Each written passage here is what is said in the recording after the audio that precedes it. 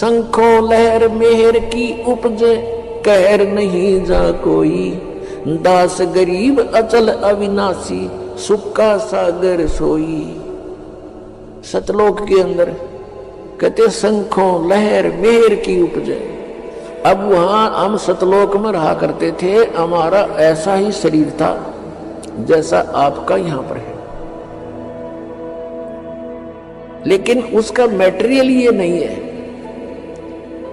वो शुक्रम अकायम है, ऐसनाविरम है।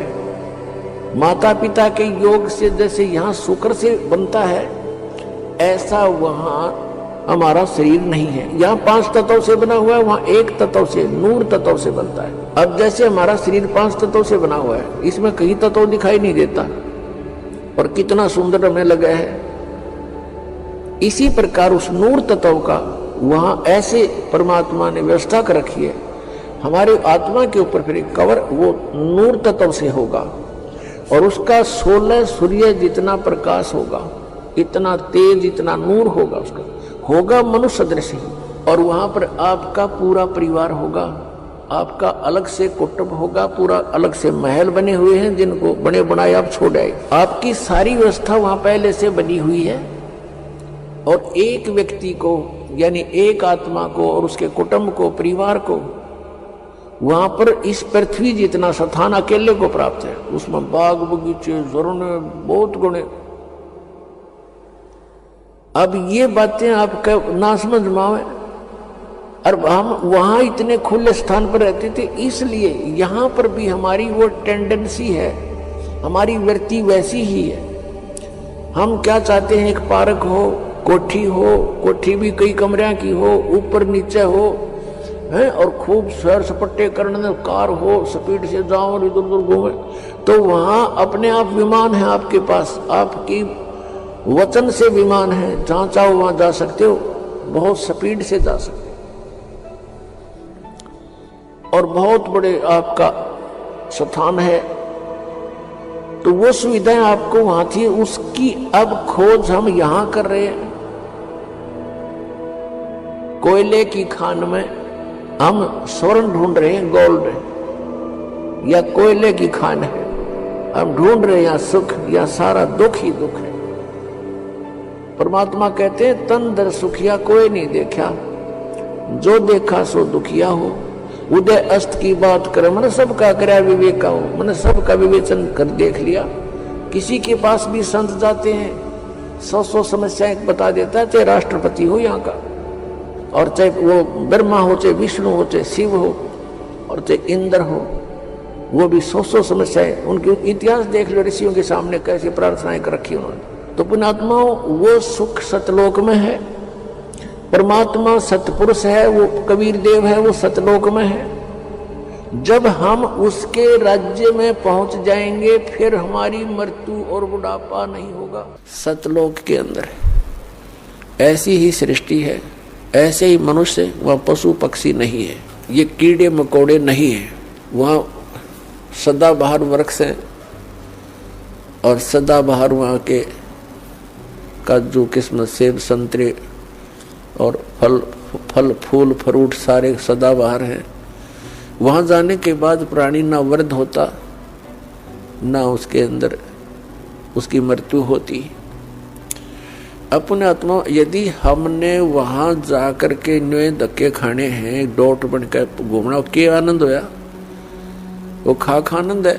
मोक्ष का अर्थ होता है जैसे कोई बंधन में ना हो। हम यहाँ कर्मों के बंधन से बंधे हुए हैं, वहाँ कर्म नहीं है। निष्कर्म में मोक्ष प्राप्त होता है, बिना किए प्राप्त होती हैं सब सुविधाएं, उसको निष्कर्म में मुक्ति मानते हैं। तो वहाँ जाने के बाद देखो, आप देखते हैं प्रत्येक व्यक्ति चाहता है काम थोड़ा करूं, ना करूं तो घना बढ़िया और सुविधा सारी हो। यह आभास कहाँ से हुआ? क्योंकि हम ऐसे स्थान पर रहते थे, वहां हमने काम तो करना ही नहीं पड़ा था, सुविधा नरी थी, आगे पड़ी रही थी। फिर दूसरा, कोई बूढ़ा होना नहीं चाहता, वृद्ध अवस्था को कति पसंद नहीं करते, यानी 80 साल तक भी बाल काले करते रहे हैं और दांत कृत्रिम टडवाए ले हैं, अब कुछ बूढ़ा सा ना दिखो हैं। और फिर मृत्यु कोई नहीं चाहता, और दोनों कंपलसरी ये तो यहाँ का यूनिवर्सल ट्रूथ है, हार्ड एंड फास्ट रूल है तो इसका कि वृद्ध भी होगा और मृत्यु भी होगी, और हम दोनों पसंद नहीं करते, दोनों कंपलसरी होंगी यहाँ पर। इसी प्रकार कोई काम करना नहीं चाहता, हम उच्च शिक्षा किस लिए प्राप्त करते हैं कि हम कुर्सी पर बैठे दफ्तर के नीचे, नौकर हों, घंटी बजाएं, पानी पिलाओ, चाय लाओ, काम कुछ नहीं करना पड़े, तनख्वाह में लगनी, ठाठ से रहे।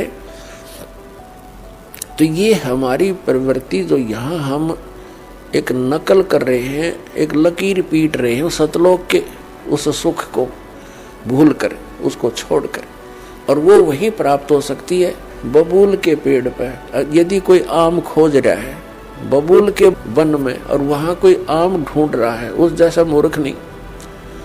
तो हम इस बबूल के वन में, इस काल के लोक में, और वो सुख खोज रहे हैं सतलोक वाले।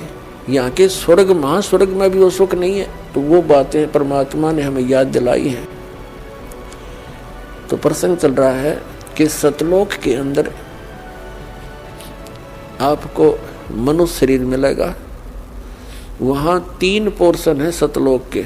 जैसे अपने कैपिटल है, राजधानी है दिल्ली, और दिल्ली एक स्टेट भी है।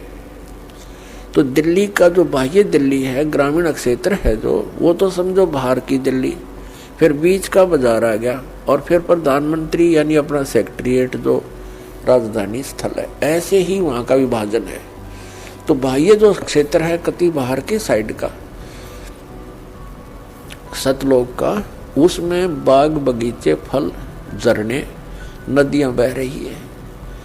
उसके नेक्स्ट जो सेकंड पोर्शन है, उसके अंदर पूरे आपके बहुत सुंदर सुंदर महल बने हुए जो खाली पड़े हैं, जहाँ से आप आए हो छोड़कर। एक एक परिवार का पूरा द्वीप है। जैसे आप किसी भी अधिकारी, कर्मचारी या पैसे वाले सेठ के मकान को देखोगे, वो क्या बनाता है, बड़ी कोठी हो, एक अच्छा आगे आंगन हो, लान जिसे बोलते हैं, और उसके अंदर फल फ्रूटों के पौधे पादे लगे हों, बगीची बनी हो, झरना लगा रखा हो, तालाब हो। इस तरह की हम सुविधा खोजते हैं। और हम पिकनिक मनाने जाते हैं, पहाड़ देखने आ जाते हैं, बड़े बड़े सुंदर स्थान, झरने देखने जाते हैं। ये हमारा स्वभाव वहां से बना हुआ है।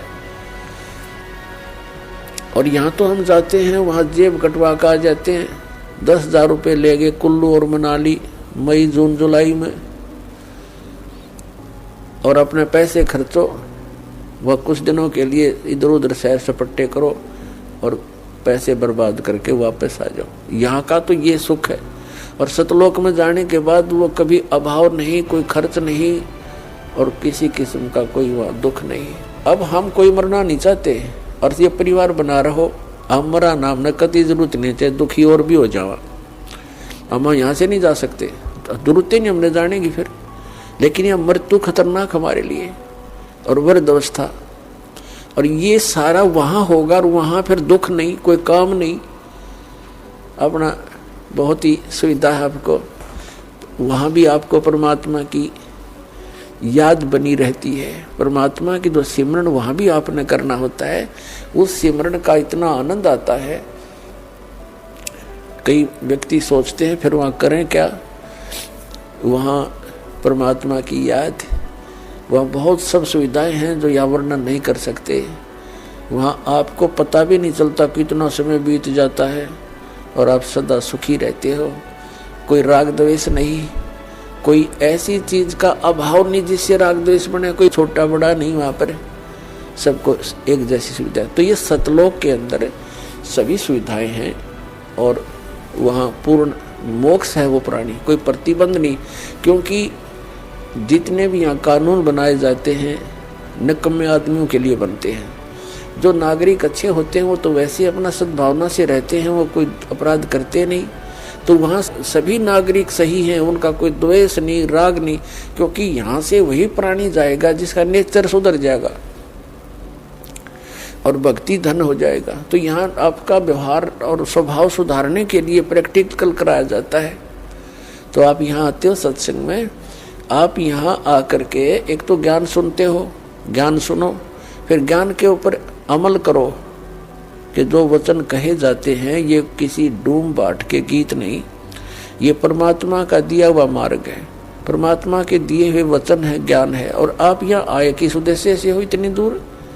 आप ज्ञान सुन के उस पर प्रैक्टिकल करें, उसको अंजाम में लाए, उस गाइडलाइन पर चलें। अब जैसे यहाँ आते हो आप, यहीं से अपने आप को सुधारना शुरू करो। जैसे सभ्य लोग होते हैं, बस में बैठे और कोई देखा, कोई वृद्ध है, उसको कहते हैं अपने साथ एडजस्ट कर लेते हैं, आओ आप बैठ जाओ। और कुछ ऐसे नेक होते हैं अपनी सीट छोड़ देते हैं, आओ जी आप बैठ जाओ। तो पुछले पुण्य कर्मी प्राणी है वो, ऐसे स्वभाव जिनका बना हुआ है। अरे किन्हों का क्यों खड़ा रहे, तो वो कैसा व्यक्ति है? तो ऐसे ही आपने ये एडजस्टमेंट, ये प्रैक्टिकल यहाँ करना है। किसी चीज़ की कोई अभाव हो भी जाए तो उसमें ज़्यादा व्याकुल नहीं हो, अपने आप को एडजस्ट करना सीखे, एक दूसरे को अपने साथ सेट करके अपना टाइम ऐसा बढ़िया बितावा। 3-4 दिन यहाँ रहो इतने, तो इसी प्रकार उन्हीं को वहाँ जाएगा जिसका स्वभाव भी बदलेगा और आपका अंदर अभिमान कम हो जाएगा। अभिमानी प्राणी वहाँ नहीं जा सकता। तो यहाँ से आपको बिल्कुल सुधार के और भक्ति से परिपूर्ण करके तो वहाँ भेजा जाएगा।